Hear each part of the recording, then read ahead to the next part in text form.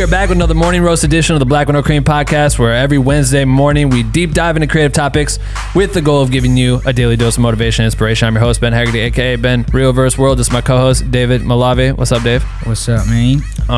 What's today's topic? Today's topic is 3 tips for touring videographers. 3 tips for touring videographers. Yes, we are going to Schoolboy Q's show tonight. He's performing in LA. We're actually doing an in the field episode on his tour manager, Keem, who was previously on the podcast. So look out for that in the new series. But since we're going to shoot some shit just to shoot some shit, and figured we'd kind of chop it up on this topic for a little bit. But if this is your first time tuning to the podcast, you're probably wondering, what the fuck is Black with No Cream? Great question. Black with No Cream is the illest educational resource for content creators fueled by caffeine. Or at least I take my coffee black with no cream, but you can drink or not drink whatever caffeine you fuck with and still be a part of our community. We have thousands of members from all around the world working together by sharing content, asking for feedback, passing tips and tricks along to one another with the goal of pushing each other to become the best motherfucking content creators on earth. And you can join our private group if you want to by going to bwnc.com/join. We would love to fucking have you. Please join. And without further ado, I bring to you this morning roast episode in the second most epic podcast intro ever created right motherfucking now.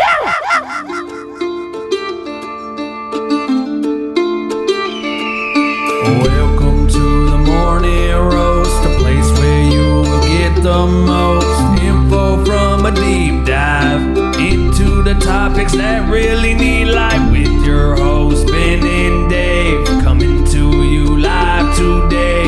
Grab your cup of joe and take some fucking notes, you bitch. Welcome back, another morning roast. This is great to be here, and I really want to let y'all know that the contest is almost done, right? Yes, sir. I think it's deadline's this Saturday, the 14th, midnight Pacific time.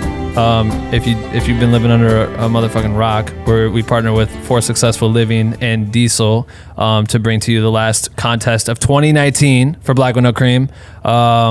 And the prize is major. We're giving away a $2,000 gift card to bnhphotovideo.com. You should look at the website if you haven't heard about it, but if you're trying to get a new lens or camera or something, you got $2,000 to throw at that. Anything. You get lights. Anything. Whatever you want. Literally anything on that website.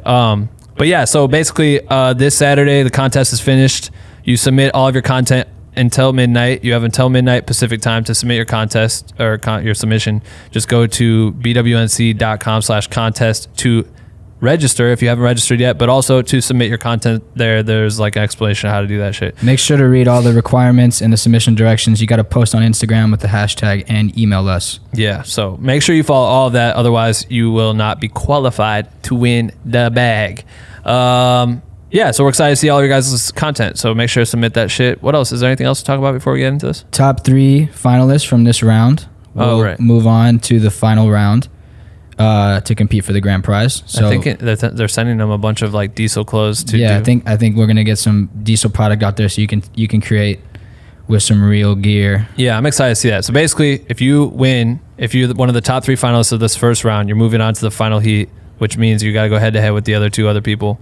And whoever makes the illest lifestyle commercial around the actual gear, actual Diesel product, is going to really, get the clout, win the bag, and then they're going to build a relationship with those brands, which is going to be amazing. So great contest opportunity.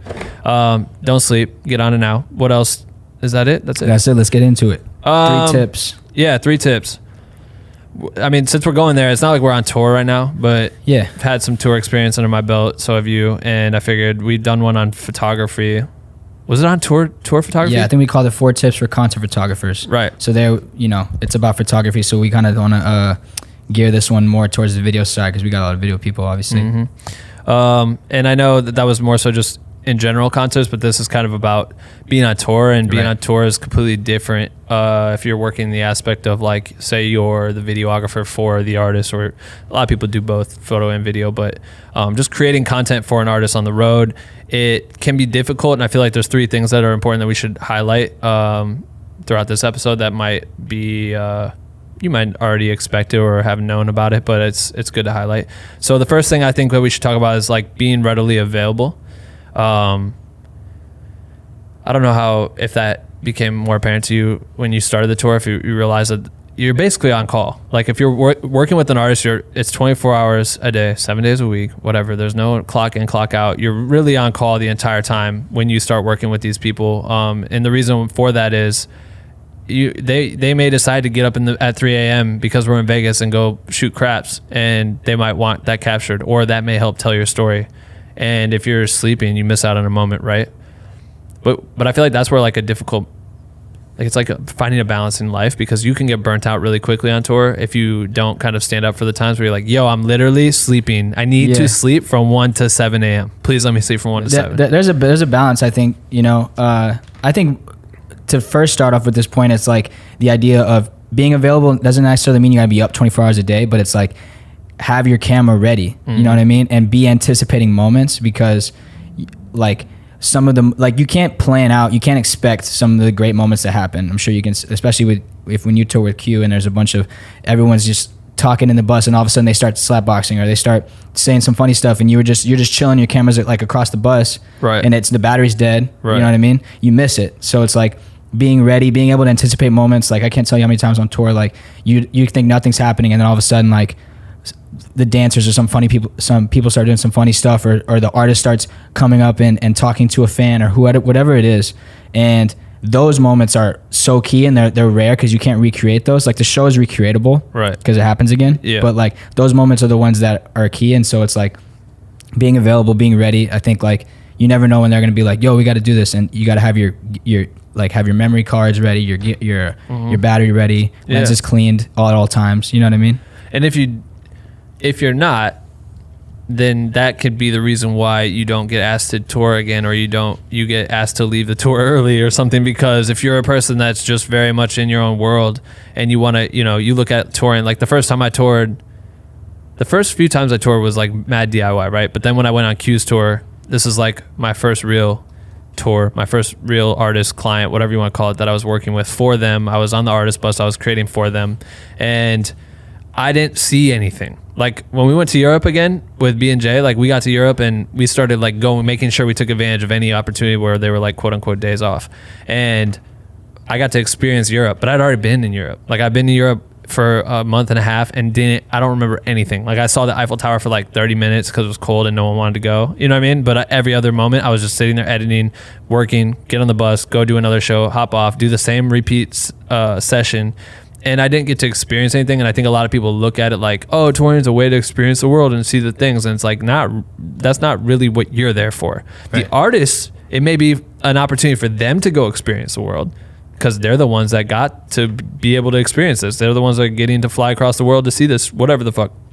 But if you go with that intention of like, this is my opportunity to get my own content, get cool photos of me doing dope shit by a fucking waterfall or whatever, like that's not what this is for. This trip's not for you. That's why you're there to create the content. The best part is if that person decides that they want to go above and beyond to like get outside of their comfort zone and go out before a show and go see something or go eat somewhere or whatever, and you get to like tag along and create that content. But if there are days off, you get to go see those, you take advantage of it. But most of the time you're there to create stories about what they're doing. You know what I mean? Like we kind of found a loophole on tour where they're like, we really want to capture the cities.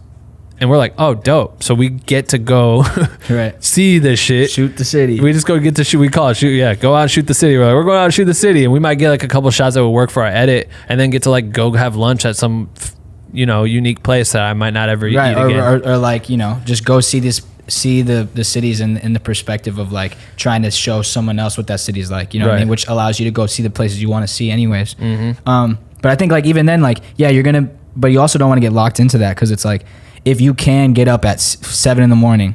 and call times at 11 or 10 or whatever, if you can, and there's a spot and it would be sick if I got a hyperlapse there, or this drone shot would be tight, or I want to capture some culture, you know what I mean? And you throw those into your content. Now you're getting more than the show, and you're getting like a depth of like where you are. So it's like, you're there to create the content, but also that might mean you want to sleep less because you want to go out and get more stuff, Right. Which I go into the second one. Yeah, storytelling is like. So it's the second one's called just storytelling in general. We always talk about storytelling, but it's got to be hammered in. Ben wants to hammer it in, but I think we want to talk about specifically is the idea of like, I think it's easy to get sucked into the show. Right. Because shooting shows is awesome. Music's awesome. Everything's, things are lit. Like if you're in ADM, there's pyro. If you're in another show, there's a bunch of production. The crowds are big, but some of the best moments and some of the best content, like the content that resonates the most, I think is the content that incorporates everything else outside of the tour that the fans don't get to see because the fans are at the show. Right. And like you did that super well with Q Store. So like, yeah, what do you have to say about that? Yeah, I think that's the number one lesson that I could ever suggest. So I don't know why we put it as number 2 on this list, but number 1, it's like being able to go and captivate what is happening throughout these 2 months or 5 months, whatever it is, with the person that everyone looks up to. Like, this person has fans. These fans pull up and pay money to come into the show. They love seeing that, feeling that energy, feeling the new music, hearing this live show, whatever it is. But they don't get to see what it's like behind the curtain or whatever. And being able to really dial in the way you, I guess, share that with them is an art in itself. And when I always say, like, be able to tell stories, if you're participating in the contest we're doing right now, how can you tell a story in 30 seconds? How can you make me watch it and not just be like, it's just cool shot after cool shot after cool shot, and then all of a sudden I'm bored because it's just a shit ton of cool shots and it's just like a highlight reel. You know what I mean? Right. Then after the 5th show, it looks the same. Yeah. Like, how do I make you become married to the content where you can't wait to watch the next episode? Like, right now I'm watching whatever that shit is on HBO, The Morning Show. And I fucking love The Morning Show right now. I'm hooked. They got me hooked, right? It's because the story is really, really fucking good.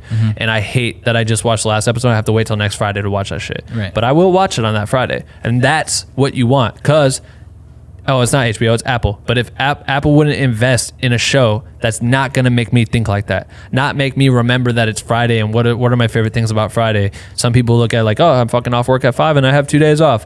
I look at it like, oh, the morning show's coming out at 6 p.m. or whatever. Right. You know what I mean? I know it's embedded in me because it's that good. So creating something that can hook me and make me anticipate what's coming next. Like, I know that this episode ended with this drama happening. I want to see how that plays out in the next episode, because not only did they just promise me another one's coming or whatever, like, that's the art of building that story. And that's what, built a wild fan base for me and made Black with No Cream and all that shit, because it was able to captivate people and it was creative. Yeah, and the way that you were able to like create storylines and then pick them back up in multiple episodes really made it like a web series, which is like, there's been only a certain amount of people who've been able to do that on like the touring level, I feel like. Yeah. And they're the people that we all look up to. Right. But I also think it's like, what the coolest thing is about this content, what like, it doesn't matter if it's Beyonce's documentary or if it's Q's web series or any web series, it's like being able to show a fan what this artist that they just see through the music and the big highlights and,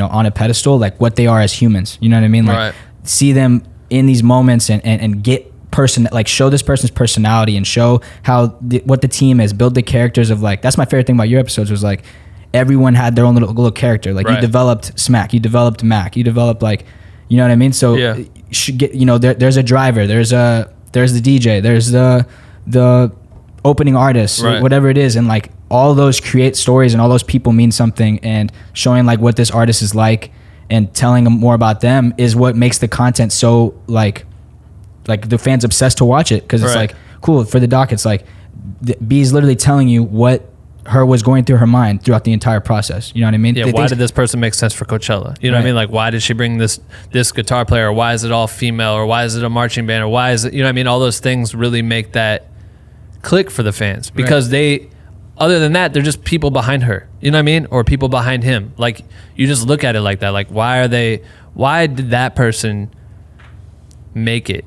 How did they become that person? Or what's their relationship like when they're, not on camera or whatever, on camera, on stage, whatever you want to see. Like, that shit becomes something that people gravitate towards and becomes like addicting. Like, and honestly, even on Q's tour, like, to go back to that example, it's like, I was just saying this in the interview I was just doing, but like, starting out the tour, I didn't know anybody, right? I didn't know who everyone was. I didn't know what their characteristics were like, but I knew that they were funny and I knew they pranked each other. So I ran with that information, and it was about like creating these characters out of these people. But that would take me being exhausted, and I had already done an entire, day and a half of work. And then they all start rolling dice in the bus. And then that rolling dice in the bus literally at last 2 hours, and it's dark and it doesn't look great, you know what I mean? But they're funny as fuck. And to me, it's like, okay, I'm shooting with my camera, and then also my arms, I'm literally like so exhausted that I can't even just hold the DSLR in my hands anymore, because I've been doing it all day, that I'm like switching to my phone, because I'm like, I'd rather get this content. And then one thing happens there for 20 seconds that I'm able to pull and utilize in a long form piece that has nothing to do with the rest of that 2 hours I just filmed, but that one 30-second thing like made the rest of the content make sense or added value to that shit. Right, or it might be the thing that people remember the most. And it's because you're willing to like sit there and like go get it. Yeah, that goes back to what I was just talking to him about. Was we were when I was just being interviewed for something else, but while I was being interviewed, I was talking about skateboarding, like the art of like filming my friend try to do like some ridiculous trick on a rail, and I would literally skate next to him and we'd have to restart, and I did that same path and filmed the exact same shot over and over and over again. Every time he got closer and closer, then he got farther away from getting it, and then one time he sticks it 3 or 4 hours later and we get this one shot, you know what I mean?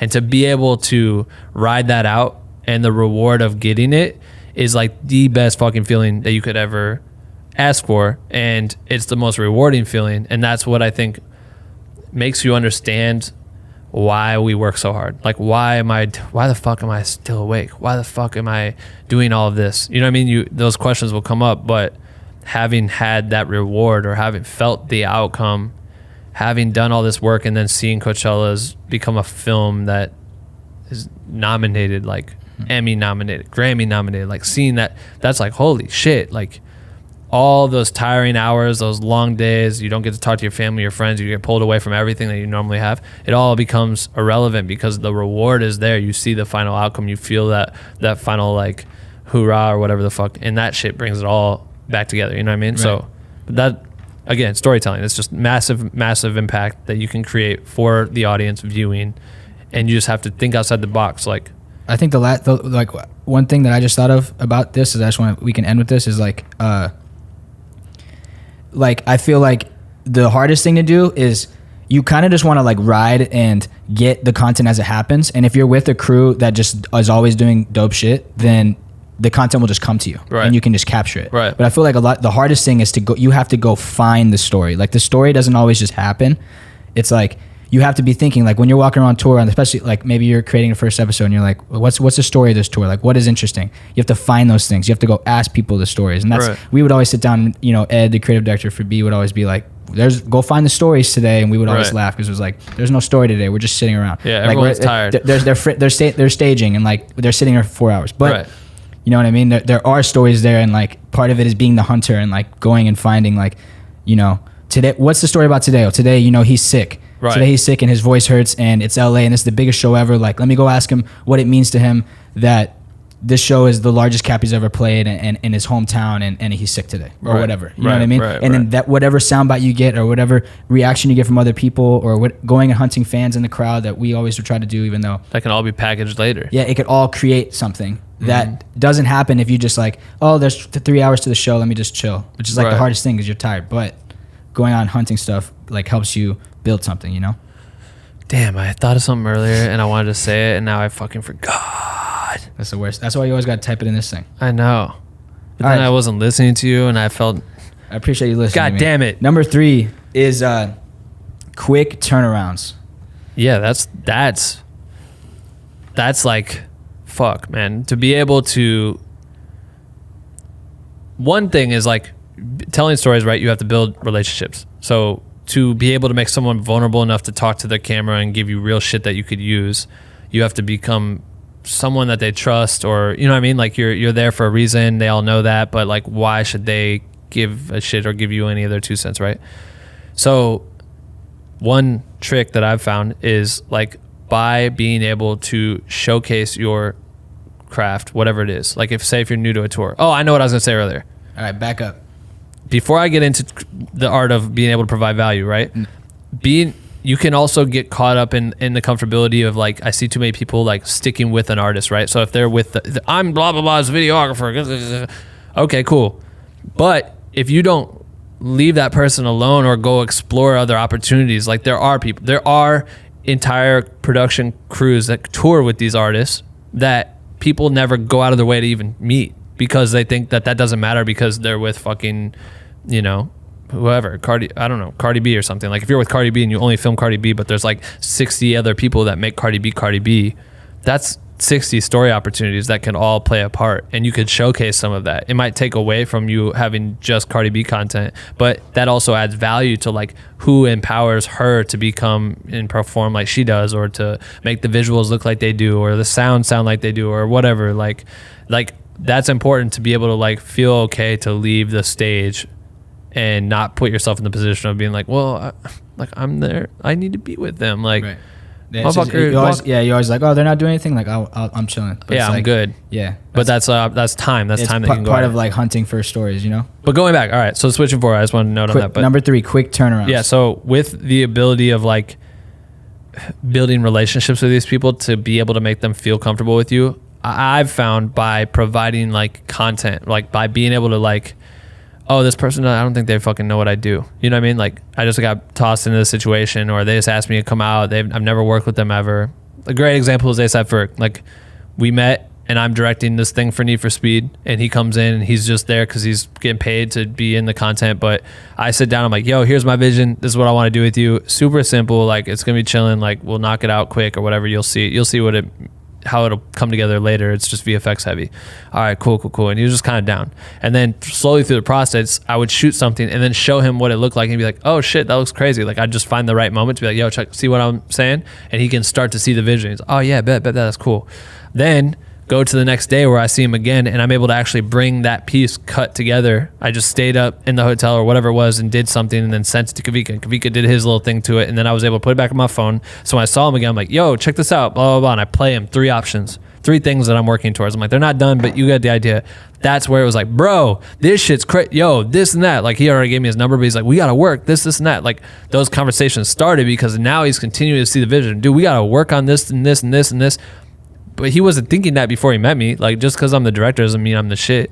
You know what I mean? Like, why should he consider me someone that he could collaborate with or he could see eye to eye with? And being able to turn shit around that quick was able to open up the conversation. Like, honestly, I would have tried to do it the day, like right there in that moment if I could have, but I knew I was going to see him again the next day, so I had 24 hours. And you know so much other stuff to do, but another artist to come through and everything. But I think like that's one thing I always learned from you was like you've always been very sly with like having, like, you'll have the content ready on your phone and you'll just find the right moment. And those little interactions, as opposed to like waiting to email it or, oh, I'll send it to your manager. And I won't talk to him, I'll send it to his manager or whatever. Like, being able to have it there, not only like you get these people hyped, they're like, damn, because they just shot with you, right? Mm-hmm. And you're already showing them right away that it was tight. Like, they get like a connection with you. And as it goes with tours, I think this even works better with like, if you're trying to get on tour and you're working one-off shows or you're shooting for a venue or you're trying to make a relationship with the artist, like, if you're going out and shooting a video for an artist, like, and you can go home and cut the edit overnight, like, stay up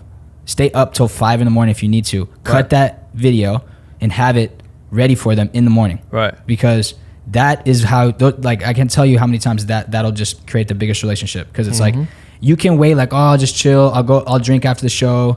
And then, you know what I mean? I'll go hang out with people. And then in the morning, I'll get to editing the photos and the videos. So it's like, by that time, like, they're on to the next one, or you have to try to get it through people to get it to that person. But if you can, like you always said, like, if you shoot a photo and you have some time, edit that thing right now, have it on your phone, be like, yo, check this out, I just shot this of you. Right. Like, you want me to, and you always said like airdrop is the key. Cause it's like, you could just be like, yo, I'll airdrop it to you. Like, not even, no pressure. And then you never know, you might get past the person that they actually have shooting for them. Right. Let's say if you're going to one-off. So it's like, I think, and we always talk about with tours too, is like the relevancy of content. Like, if the LA show happens today, right? People are going to really care about it till like Friday. Right. Who came out? Who did Q bring out on stage? Is there any special guests? Like, what's the show look like? How big is it? Blah, blah, blah, blah, blah.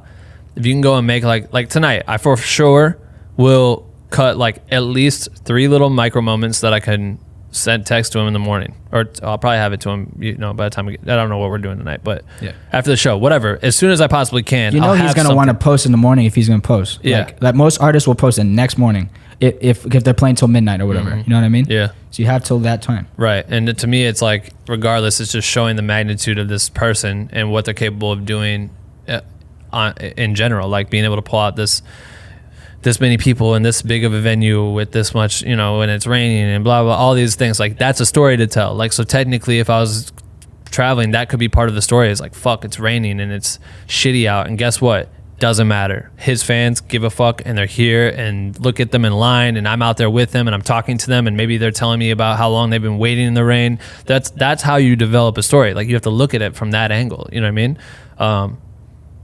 If I were creating the thing, but tonight I'm just chilling. You know what I mean? Yeah. So just quick turnarounds of, and always like one side thing to this is like, like for example, you've told me stories about like just the episodes, and it would be like, yo, those things take time to create. You can't just like, if someone says like, where's the episode, and it's been like a week, and there's been like 6 shows in a row, like how are you gonna cut the episode? So quick turnarounds, like it's not always possible. We're not saying it's always possible, but like. But like you don't need to have an episode by tomorrow morning. No, but you can have content. Like that's what coolest thing about we did is like we were turning around content within 3 hours of the show ending every night, and it's like people wanted it, and they, you know, the team loved the, like once that started rolling, they loved like that was possible. Like that wasn't possible for this tour. It was like now instead of waiting for forever, it's like right away you can see what that show looked like in that stadium with this outfit and whatever. Yeah, you know. But and also like. For Q's thing, the first 3 days when they're hounding me for edits and I'm still developing characters in my mind and getting the content and trying to piece it together, being able to just be like, I say it up front, like, yo, this is going to be quick because what I'm doing is quick. I should have it to you by this day and constantly give updates. That's still turning around the content. Like you don't have to necessarily like have, you know, fucking, I don't know, like one boomerang or some shit of someone doing something to like feel like you're giving them something, because that might be underselling what your goal is. Like if you come in giving up the full piece, like if your strategy is to make like a solid 8-minute thing and you give away portions of that, or your best shot, post it, then it's like it's not cool. But that could help sell your 8-minute thing, because when they see that thing, like, damn. Yeah, exactly. And you just give that to them really quick. It might not work. You have to be strategic as fuck about how you present certain things to be able to hook people. Sometimes it may be as simple as just showing, like for me with Kembe, when I first was at South by Southwest and we were sitting there and I got linked with Kembe, and he's like, you know, just chilling, but he's new. I thought he was way bigger than he was at the time, and he's about to go play at his biggest show. And I'm just sitting there like, hey, I'm new, I don't know you, but I'm gonna shoot you. If I bother you, just let me know. All right, yeah, cool. Didn't really give a fuck about me at all. And then 20 minutes later, he's sitting there watching another artist play, and he's just banging his head and his dreads are flying in the air and the lights look crazy, and I shot it real quick in slow motion and I knew it was fire, and I like scrubbed through on my 5D and I like showed him in slow-mo the shot, and he could see it. And he literally turned around and he's like, bro, whatever you need to do, you got it. You're my guy. Like this shit looks crazy. And that was all he needed to be able to trust me. And then the rest of the week was fucking cakewalk, because he was like, oh, I already know what Ben's going to do. Then I provide the edit. Oh shit, that's what Ben does. And then Moosa's calling me. Yo, blah, blah, blah. You know what I mean? Like that's that's how you strategically plant your seed to be able to like allow them to trust you. Right. You know? And I think just going off that, because like I do agree on sometimes like, you want to save your best shit for the most impactful, like the little clip or the little whatever. Like those things are cool, but they come and go so fast. But like the piece lives forever, so you got to save your best stuff. But like for example, when we were in we shot with Dutch Bros in Vegas, right? That video is not going to be done for another 2 weeks. We didn't. It took a while, but we knew that video was going to take a while. Right. But we got back to the hotel, and you're like, Dave, cut together a couple moments, and we went through. Boom, we cut them, we colored them, we put on the phone. The next time we saw the client, we showed them. And they got hyped. They sent it to the people, and so we already locked in with them. They're like, all right, the video is going to be dope. Yeah. And then we know, like we've assured them that we're turning around some dope content, and we're already on it. We've already put it like cut together selects. Because I knew it was safe to show them that, because there was going to be an extra layer I was adding to what I was going to show them today. Same with Ferg shit. Mm-hmm. It's like what I showed him was, it's almost like I'm giving it up. But I knew there was going to be an extra layer the next time he saw it. So it would be another wow factor. And that was why I felt comfortable to be able to do that. And I know, all right, cool. Now that just opens up the floodgates to get even more opportunities with whoever you're showing it to, because now they trust you in that moment. You know what I mean? So yeah, it's like pick and choosing your battles to be able to make sure you're planting your seed in that way, like being able to make them understand your value and what you're capable of doing, how you're going to be able to bang it out quick and give them something that they can be proud of in the moment or whatever. Right. And like that you're reliable, like they shit. know, like, oh, Ben's gonna have this shit to me. Yeah. Right? Like, you know what I mean? I would sit in the venues before at Chris Brown shit with my fucking laptop in the hallway with all my gear.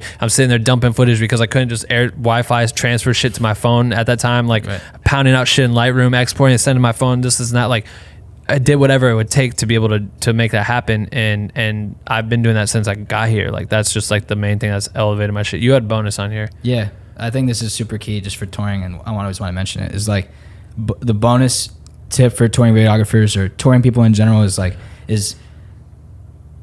I put here, be a good hang, which is super important. It's like, in order to get the best content and in order to make an impact on the people you're working with, you gotta be able to like be a, like relatable. you be relatable and be a part of the squad. Like you don't want to be like, oh, that's the nerd in the corner that just like does stuff. Like sometimes you got to put the camera down and just go hang out with people. You got to talk to them about things that have nothing to do with work. Talk to without the camera in their face, because that's how you develop the relationships that make the content better, but also helps you out. Because if you like, one of the best things that we did when we go on tour for so long, especially with Coachella, like we're like real friends with the people that we work with that end up hiring us. Like we're real friends. Like we'll text them, we'll go out to dinner, whatever, and that creates a lasting relationship that lasts forever. So like when the next time something happens, it's like you're in the phone book, you know what I mean? And that's really important. And also is like, you know what I mean, making like the relationships you make are valuable, because there's all the people on tour, like especially like the crew and everyone else, like the relationships you make, hang out with them. Like if you just walk to them and be like, yo, how you doing today? As opposed to just like, which we did sometimes, we're so focused, we just like blow by them like they don't exist. And like those people, those relationships matter because they might help you out. Right. You know what I mean? Next time that you walk upstairs and Pyro's about to go off, they don't like yell at you. They're like, yo, and you know shoot it from here. Yeah, and they can start giving you tips, or you're interviewing someone and they feel okay to talk to you about it because they know who you are now. They know your personality. They know what you're asking for. Right, like y'all had a beer. Y'all had a beer last Wednesday, and y'all talked about sports. And right. now y'all are homies, so you come up to me and like, yo, man, can I get a soundbite from you? Like, yeah, no problem, dude. Right. Whatever. So yeah, no, that's great. That's a bonus tip. Be a good hang. I like that sentence. All right, this is good. I think this was a good great one. episode. I know I need a jet. I gotta go to the forum. Yeah, now. let's go. I think that's like fucking 40 minutes away. But so should we skip this? no, as you all motherfuckers know, we always end every morning roast with the question of the day from our Patreon community. If you want a chance to have your question answered on the podcast, sign up now at jointhehomies.com and ask your question in the private Discord channel. All right, the question of the day is from another Jacket. There's multiple Jacket taps in Discord, so shout out to the Jacks. And he says, might be too late. No, actually, it's not too late. Have you ever felt like you're in a creative rut, or felt like your work was a particular client was getting repetitive? How do you recommend pushing yourself out of this and finding new ways to look at the same circumstances? That's a good question. I saw a post from Dusty Dink. He's a Black Window Cream member, homie, and he posted some cool photo edit Photoshop thing that he made. And you know, he has his own company. He's probably working a lot of corporate work. And he said that he's like, stopped all that, had this idea in Photoshop of some wild shit that has nothing to do with what he usually does, made it, turned out dope, and that regenerated him. And I think that's super key. Like even when we're working here on Black with No Cream, like sometimes when I just go back and find some content to make dope, right, it like that revives me, because it's like creative and I get to just like do what I love to do, right. And if you're always working, like if you're always creating corporate videos, you're always making weddings, but like put it down and go out and try to shoot something else, right? Like make a video that's literally just because you want to make a video, or shoot photos. Like literally, like on tour, one of my favorite things to do was get up early, and I would go out in the city and just take photos for myself. I would shoot hyperlapses for myself. They never went anywhere. Shoot a fucking bird or some shit. Yeah, bird, or shoot a sunset, shoot a beach, shoot a building. Right. And those photos are some of my favorites. Like I went out to India. We had like 20 minutes off. I went into the market and just shot the people and like the stuff. And I literally love those photos. I was so pissed I didn't go to that fucking market. Yeah. Everyone got something dope. Lauren Buttet was like, you want to go to the market? Because she didn't want to go by herself. I was like, hell yeah. Brought my camera. Right. Just went out there, shot stuff. And like for me, it's like those last forever. And it's like we had a long ass day, but that right there, it was like I'm creating for myself. Right. You know, which is like always energy booster, me. bro. Yeah. That was good. Let's talk about the iTunes reviews. Every week we highlight a new review from anyone who leaves one on our iTunes, and we appreciate you for doing that. And that's why we're sending you some very rare Black Window Cream stickers. So if you want a chance to win some free Black Window Cream stickers, drop us a review on Apple Podcasts. That'd be fire. This one's from speaking of fire, this review is from 𝐅𝐎𝐋𝐋𝐿. What a name. 𝐅𝐿, and the title of his review is Pure Fire, 5 stars. Thanks, bro. The morning roast opening jingle wins for best podcast intro ever. My whole family sings it. Holy shit. So sick. If that's the truth, that's fucking awesome. Yeah, please send us a video of your whole family singing this, preferably in front of like a Christmas tree, and it's like your Christmas card photo shoot, but then you also shot this video. That'd be lit. He says this is the podcast to listen to for the stuff they didn't teach you in film school. Also, your response about drones on episode 131, Know Your Worth, was the most gangster shit I've ever heard. Type. I don't even remember what I said honestly about drones, but I'm sure it was fucking hard as shit. All right, thanks, Eric. Yeah, I appreciate it. All right, that's it for the episode. Thank you for tuning in to the Morning Roast. Make sure to check out our latest podcast episode with Chris Parsons. That we just dropped that on Sunday. Kendrick Lamar's photographer, and this Sunday we have Morgan Cooper coming up. Motherfucker is a beast director, so excited for you to hear that episode. New episode every single Wednesday and Sunday. We'll see you next week, you bitch.